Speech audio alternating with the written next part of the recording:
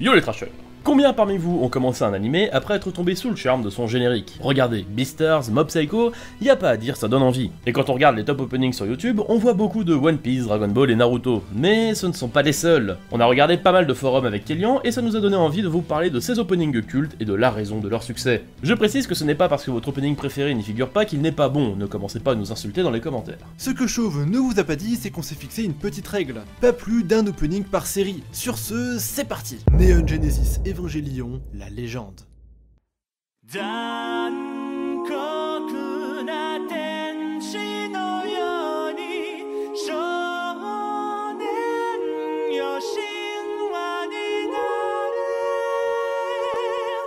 Ce n'est une surprise pour personne. Après tout, Evangelion est l'un des animés les plus populaires auprès des fans d'animation. C'est pas pour rien qu'en 2014, cette musique a reçu un prix pour avoir atteint le million de téléchargements sur les plateformes de streaming. Puis bon, 28 millions de vues sur la vidéo la plus ancienne, son succès n'est plus à prouver. Ce récit sur la façon de devenir adulte sur fond de combat pour la sauvegarde de l'humanité a touché beaucoup de monde. Et s'il y a bien une musique qui cristallise tous les thèmes abordés par Evangelion, c'est bien celle-ci.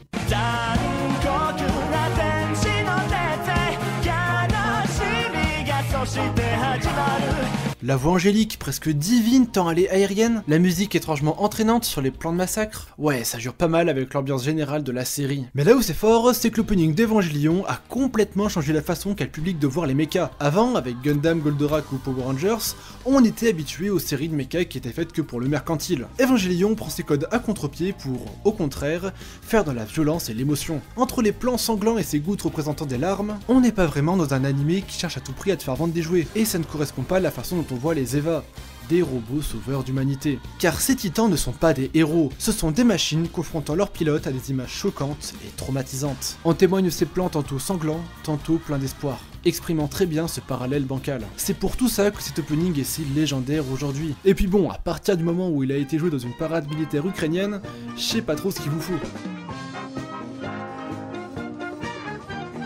Death Note, l'art de la métaphore.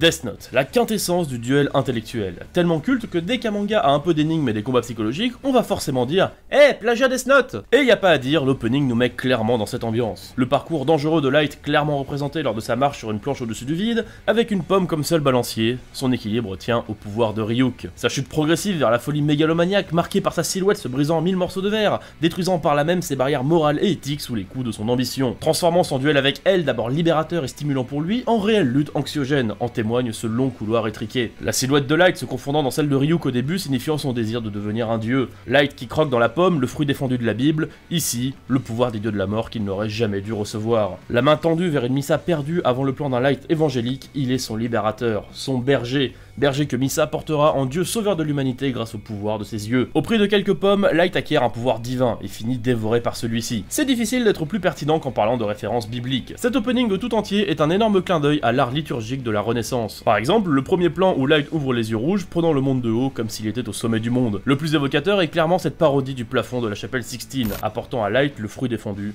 le Death Note. Cet opening est juste incroyable de double sens, en faisant un parfait résumé des souhaits du protagoniste principal. À chaque visionnage, vous découvrirez un détail supplémentaire qui vous mettra sur le cul. Rien à dire, cet opening est brillant. Naruto, le précurseur.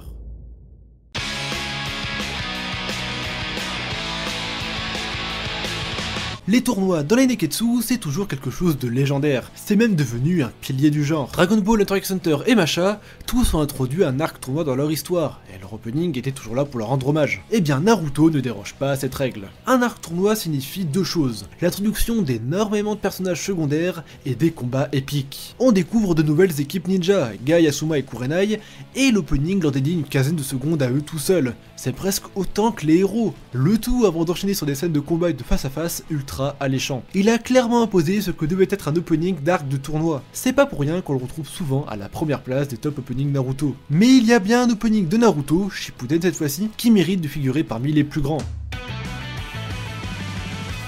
Silhouette, le 16e opening. Même s'il porte en lui le poids d'une fin bâclée, il est extrêmement bien réalisé. La classique succession de flashbacks insistant sur les temps passés mettait en place l'évolution incroyable de nos personnages depuis l'examen Chunin. Des plans très serious business réunissant tous les Hokage, se tenant derrière Naruto comme un passage de flambeau à la prochaine génération. Naruto qu'on voit courir une longue période de sa vie qu'il a dû traverser sans son ami qu'il retrouvera au bout du chemin. Sasuke lui aussi poursuit quelque chose, le poids du passé de sa famille, Madara dont il doit se débarrasser pour évoluer. Le message de cet opening il est clair, les jeunes payent les fardeaux des ancêtres et se battent encore. Au final, c'est presque un opening de début de manga, la musique joyeuse qui collerait bien un début d'aventure et la présentation des personnages principaux comme de nouveaux adultes cette fois-ci. GTO, la naissance d'une légende. Vous êtes qui exactement? Je suis Onizuka Ikichi, 22 ans célibataire, libre comme l'air et grand master flash des professeurs.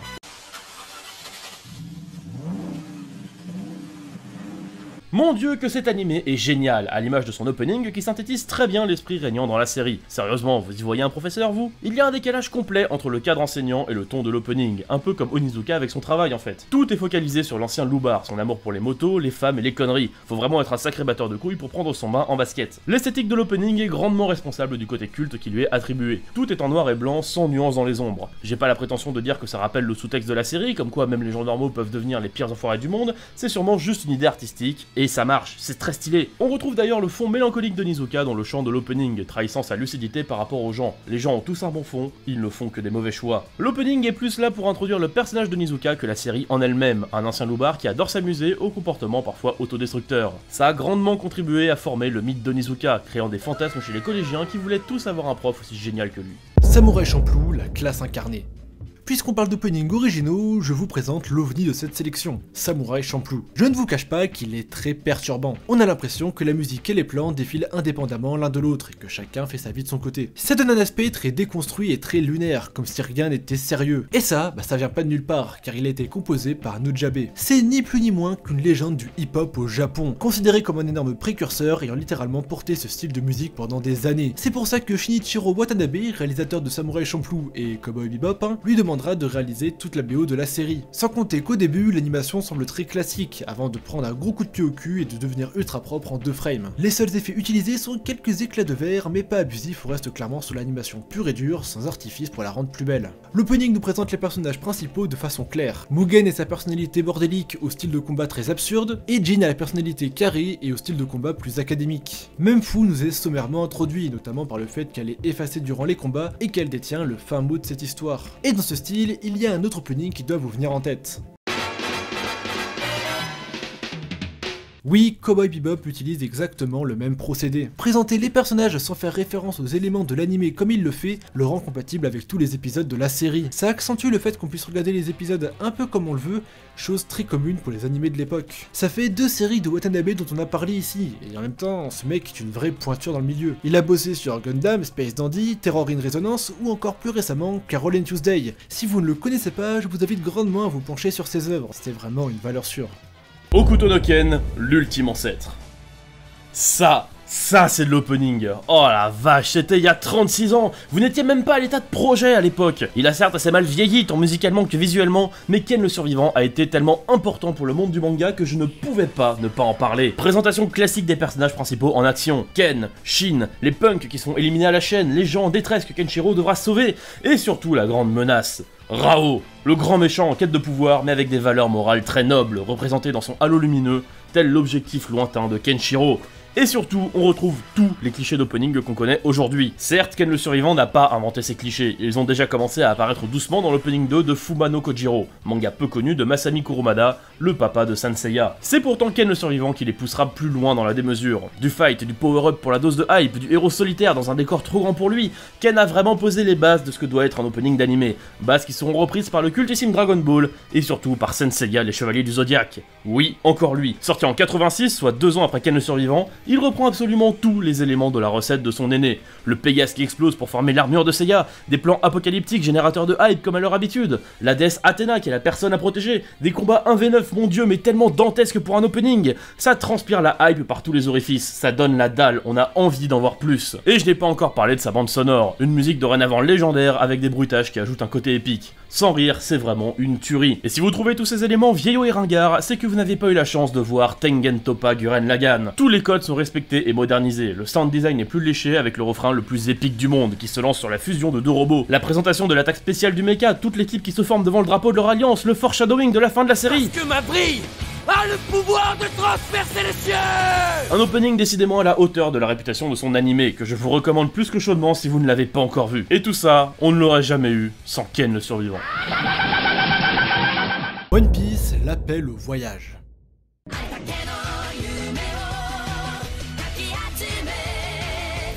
Impossible de ne pas parler de cet opening, sans aucun doute un des plus connus de cette sélection. En même temps, un manga aussi populaire que One Piece ne pouvait avoir qu'un premier opening légendaire. We Are. Une ode au voyage, à l'amitié et à l'aventure. Il est tellement grisant. Les chœurs qui donnent l'impression que tout l'équipage chante, les trompettes pour le côté festif et une mise en situation efficace des premiers Nakama. One Piece c'est pas un simple voyage, c'est une fête de tous les jours entre tous ses amis qui naviguent ensemble, traversant des épreuves qui les soudent plus que jamais. We Are. Nous sommes des pirates, nous sommes un équipage, nous sommes des amis. Et cette musique revient pour le 10e opening, avec un nouveau bateau, le Sunny, un Luffy qui a pris en maturité et un équipage plus garni. Visuellement, il est pas super intéressant, mais il est très évocateur. On voit tous les personnages qu'on a rencontrés durant cette odyssée, ainsi que tous les ennemis qui ont été vaincus. Cet opening est une sorte de bilan, un état des lieux avant de repartir à l'aventure. Alors, je sais qu'on avait posé une règle, pas plus d'un opening par série, mais pour un manga exceptionnel, cas exceptionnel. Il faut qu'on parle de l'opening 15 de One Piece, très justement nommé We Go. En fait c'est simple, c'est l'opening 1, juste après l'ellipse des 2 ans. Le message est le même, le départ d'un nouveau voyage. On retrouve toutes les références aux aventures passées comme dans l'opening 10, sans rire on voit même Luffy détourner un boulet de canon comme au début de l'histoire. Et en plus de tout ça, il se paye le luxe d'avoir l'un des plans les plus stylés de l'histoire des openings, le célèbre héritage du chapeau de paille. Tokyo Ghoul, la sobriété.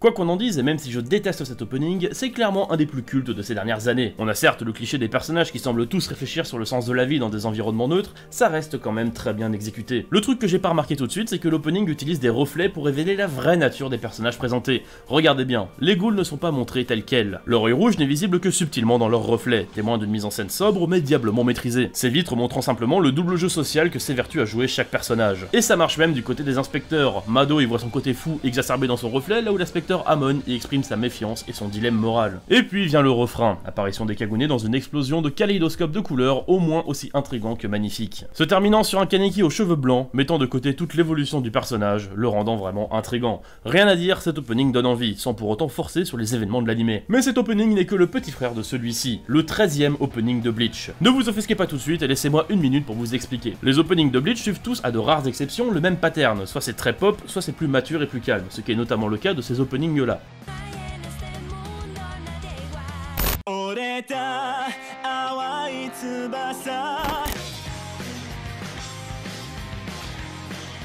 Soit une bonne moitié des openings de Bleach. Et le plus important, c'est que plus on avance dans ces openings, plus on sent que ces outils de mise en scène sont maîtrisés. C'est d'ailleurs amusant de constater que le réalisateur de Bleach, Noriyuki Abe, a travaillé en 1999 comme réalisateur pour la série GTO, dont j'ai déjà vanté les mérites de sa mise en scène un peu plus tôt. L'opening de GTO met en scène Onizuka dans des situations complètement hors sujet, parti pris que le réal semble avoir tellement apprécié qu'il les réutilise dans Bleach. C'est d'ailleurs une façon de faire que Noriyuki Abe semble avoir mis en place depuis très longtemps. En cherchant un peu dans la filmographie du bonhomme, j'ai regardé tous les openings de séries où il a été le réalisateur, et le premier où il semble avoir expérimenté ce type d'opening est Flame of Rika, sorti en 1997. Là encore, quand on regarde les plans, ça pourrait totalement être un opening de Bleach. D'ailleurs, tous ces animés dont je viens de parler ont été réalisés par le même studio d'animation, le studio Pierrot. Mais, et ce 13e opening de Bleach alors? Eh bien, il rassemble toutes les qualités de Tokyo Ghoul, mais en mieux. Je plaisante, c'est juste que je préfère les couleurs utilisées. Mais indubitablement, il a posé les bases en utilisant des procédés similaires, des plans sobres et évocateurs malgré tout, une colorimétrie parfaite, des flashbacks de l'histoire qui n'en font pas trop mais qui alourdissent les enjeux de la saison, amenant au combat final contre Aizen. Définitivement, l'opening dorénavant culte de Tokyo Ghoul ne serait pas ce qu'il est aujourd'hui sans Bleach. Ça fait quand même 3 openings cultes qui ont été faits par Noriyuki Abe, donc rien que pour ça, merci monsieur.